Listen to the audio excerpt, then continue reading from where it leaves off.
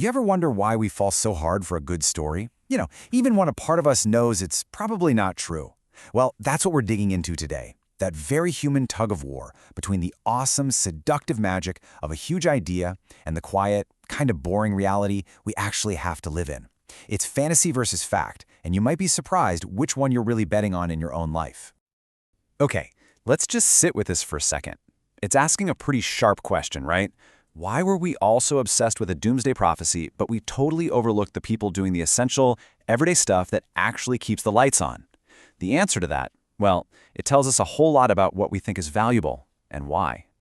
And this gets us to the big idea for today, this metaphor.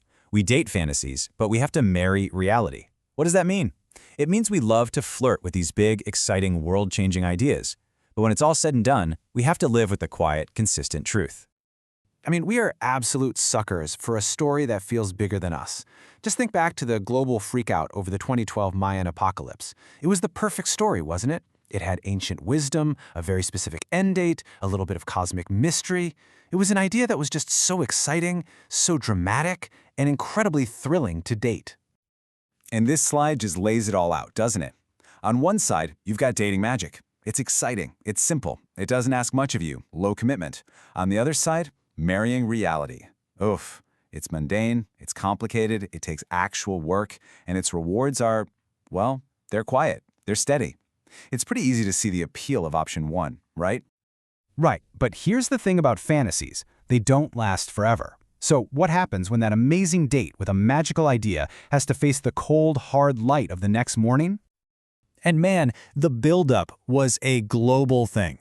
It was everywhere. There were news specials, documentaries, people were throwing end-of-the-world parties. We literally created this huge cultural moment all around this one single seductive idea. And for a little while there, it really felt like anything could happen. And then, December 22nd rolled around. The sun came up, and nothing. The grand, epic, cinematic fantasy just smashed right into a very simple, very boring, and honestly, a beautifully uneventful reality. That anticlimax, it forces you to stop and think. If the prophecy wasn't real, what exactly was everybody so hyped up about? Where did all that magic actually come from in the first place? It kind of makes us question the stories we get so invested in. So the answer isn't in some other magical story. Nope. It's in something way more grounded, way more human, and, let's be honest, a whole lot less glamorous. This brings us to what we're calling the dishwasher's reality. And yeah, I know it sounds boring, but stick with me, because it's everything. It's all the steady, unseen, repetitive work that actually makes our world function. It's not exciting, but it is absolutely essential. It's the foundation that all those exciting stories get built on, even if we never, ever see it. Let's go back to that Mayan calendar. That thing wasn't a supernatural vision. It wasn't a bolt of lightning from the sky. It was the result of generations of people doing the tedious, grinding work of astronomy, observing the stars, recording what they saw, and calculating, day after day after day.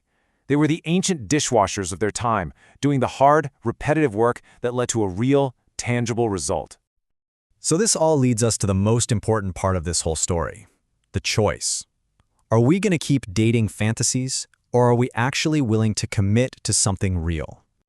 And look, it's not hard to see why we date magic. It's easy. It's comforting. It gives us these simple, neat answers for a messy, complicated world. And best of all, you don't have to do anything. It's a passive belief. It asks absolutely nothing of us. But, and this is the big but, choosing to actually value the dishwasher's reality, that's a whole different ballgame. It's an active commitment. It's choosing to understand how things actually work, even when that truth is slow and steady and kind of mundane. Just look at this breakdown. It couldn't be clearer. The magic prophecy, it promises a huge, world-changing event. It only requires you to believe, and the reward is just a fleeting thrill. Now the dishwasher. The promise is something small, a clean dish. It takes active, repetitive work, but the reward is consistent, reliable function. One is basically entertainment. The other is the foundation of everything. And this leaves us with the question we got to ask ourselves. And this isn't just about doomsday stuff.